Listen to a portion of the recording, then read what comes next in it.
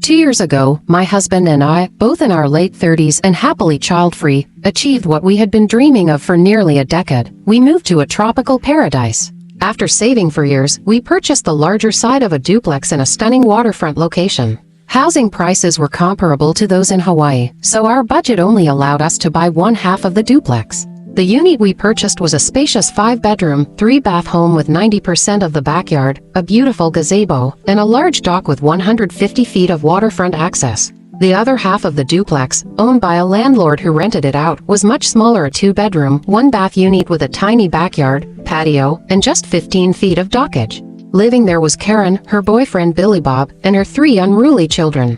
Before we moved in full-time, the backyard was essentially communal. The previous landlord allowed both sides of the duplex to share the outdoor space freely, and Karen had gotten very comfortable with this arrangement. When we moved in permanently, I made it clear to Karen that the backyard was now ours and that her access would be restricted. However, I told her that if she asked politely, we might consider accommodating her from time to time. Karen, of course, took this as a green light to use the backyard whenever she pleased without permission. The first major clash happened not long after we settled in. One sunny afternoon, my husband and I were relaxing with drinks in the backyard when a delivery truck arrived and began setting up a giant inflatable slide right in our backyard. Confused and angry, I confronted Karen, who casually informed me it was her daughter's birthday party. She added, with unbelievable entitlement, that the party was for family and friends only, and that we would need to stay inside our house during the event. Not wanting to ruin a child's birthday, I reluctantly allowed it but told Karen that this was the last time she would have access to our backyard.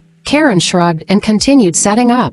During the party, things escalated. A drunk partygoer wandered into our house, startling us. When I confronted him, he told me Karen had said she owned the entire property and that guests could use whichever bathroom was available. Furious, I directed him back to Karen's side and immediately confronted her. Instead of apologizing, Karen stormed into our house, screaming at me for embarrassing her in front of her guests. She ranted about how unfair it was that just the 2 of us had so much space while she and her family had so little. I kicked her out of my house and told her if she entered again, I would call the cops. The party wrapped up shortly after, but the damage was done. After the birthday party incident, we decided to put an end to Karen's overreach by installing a fence. While we were at it, we decided to upgrade our backyard with a new patio, an outdoor kitchen, and a fire pit. When the contractors arrived, Karen, ever nosy, came over to investigate. I gave her minimal information, but her expression lit up with excitement as she assumed the improvements would benefit her as well. When the fence construction began, however, Karen's mood shifted dramatically. She stormed outside, screaming at the workers to stop. I told them to continue and told Karen to stay out of it. True to form, Karen called the cops. When the police arrived, I calmly explained that we were building a fence on our property with the landlord's full knowledge and permission. The officers gave Karen a stern warning to stay out of our business. Furious, she slammed her sliding door so hard it sounded like it cracked. The fence was completed, and for a brief moment, we thought the drama was over. We were wrong. Enter Billy Bob, Karen's boyfriend, who was just as terrible as she was. Billy Bob would throw cigarette butts and beer cans over our fence to get back at us for disrespecting his woman. He also had a boat, a 30-foot fishing vessel that he wanted to dock. However, with only 15 feet of dockage on their side, there was no space for it. My husband and I rented out the extra dock space on our side to other boat owners, and one renter had tied their boat near the property line. While we were out of town, Billy Bob and Karen pretended to be us and told the renter they needed to leave. Once the renter left, Billy Bob parked his boat in the now empty spot. Weeks later, I discovered what had happened when the renter left a scathing review online, accusing us of being rude and going back on a verbal agreement to let them stay longer. After piecing everything together, I called the police.